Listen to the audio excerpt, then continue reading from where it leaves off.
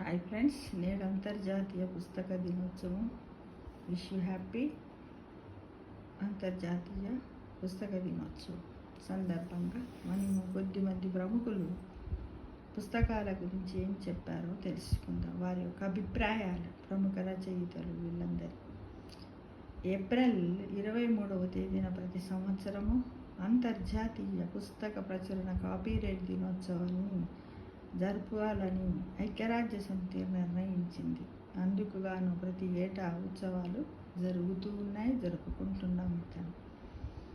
అయితే మహాత్మా గాంధీ ఏమన్నారంటే, 1 కోటి రూపాయలు మీకు దొరికితే మీరేం చేస్తారని అడిగితే, ఒక గ్రంథాలయాన్ని కట్టించేస్తా అన్నారట. ఇక నెహ్రూ ఏమన్నాడటంటే, ఎవరు లేని ఒక దీవిలో మిమ్మల్ని ఒంటరిగా వదిలేస్తే ఏమి చేస్తారని అడిగితే, పుస్తకాలతో ఆనందంగా గడిపి రెట్టింపు సంతోషంతో తిరిగి వస్తా అన్నారట. ఇక ఫెడరెంట్ రస్సెల్ ఏమన్నారటంటే, మర్చిపోకుండా నా సమాధి పైన రాయండి, ఇక్కడ పుస్తకాల పురుగు శాశ్వత నిద్రలో ఉన్నదని అన్నారట. ఇక ఆల్బర్ట్ ఐన్స్టీన్ ఏమన్నాడంటే, మానవుడు సృష్టించిన వాటిలో గొప్పది ఏది అన్నప్పుడు కొంచెము కూడా ఆలోచించకుండా పుస్తకం అని చెప్పారట మిత్రమ. నెల్సన్ మండేలా ఇంకే స్వేచ్ఛ నాకు వద్దు, జైల్లో పుస్తక పఠనానికి అనుమతి కావాలని కోరారట. నెల్సన్ మండేలా చాలా రోజులు జైల్లో ఉన్నాడు. నీకు ఇంకేం కావాలి అని అడిగితే, ఏమీ వద్దు, నాకు పుస్తక పఠనానికి అనుమతి కావాలి అని అన్నాడట. ఇక లెనిన్ ఏమన్నాడటంటే, తుపాకీ కంటే పెద్ద ఆయుధం పుస్తకం అన్నారు. పుట్టినరోజు కానుకగా ఏమి కావాలని కోరినప్పుడు పుస్తకాలు కావాలని కోరుకున్న వ్యక్తికి 1,00,000 పుస్తకాలు వచ్చి పడ్డాయట కానుకగా ఆ వ్యక్తికి. చూడండి. ఇక చార్లెస్ చాంప్లిన్ ఒక్కో చిత్రము నటించగా వచ్చిన పారితోషికముతో మొదట $100 పుస్తకాలను కొనేవారట.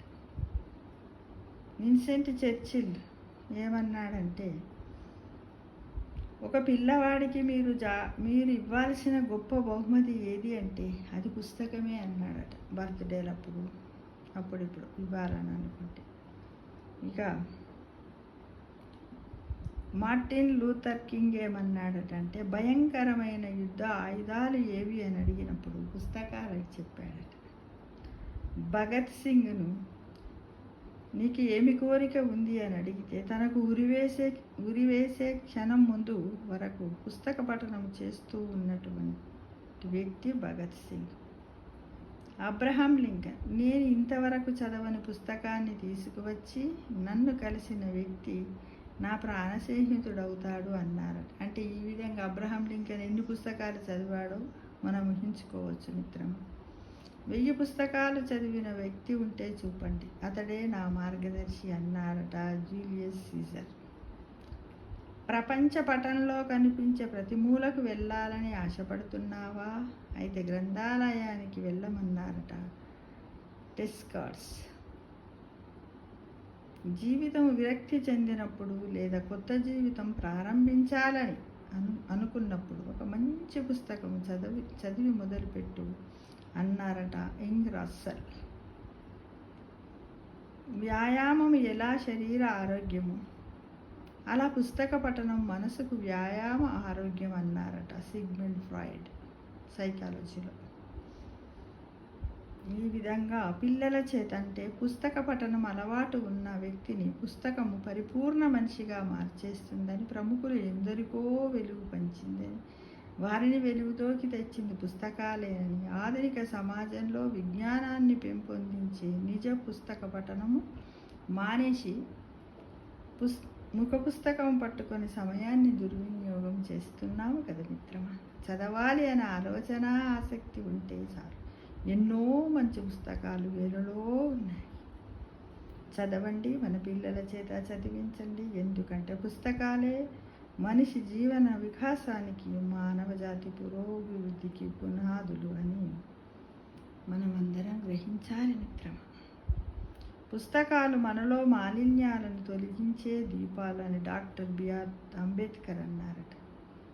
ఆదిమ సమాజం నుంచి నేటి ఆధునిక యుగం వరకు మానవ జీవితానికి పుస్తకాలు వారధులుగా నిలిచాయి అని విషయాన్ని మనము నమ్మాలి మిత్రమా.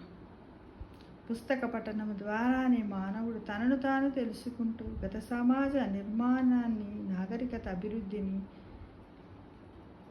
ఆధునిక దశకు చేర్చుకున్నాడట. పుస్తకం చదవడం ద్వారానే మనిషి మేధాశక్తి పరిడవిల్లి అనేక అద్భుతాలు, ఆవిష్కరణలు చేయగలిగింది అని మన చరిత్ర చెబుతుంది మిత్రం.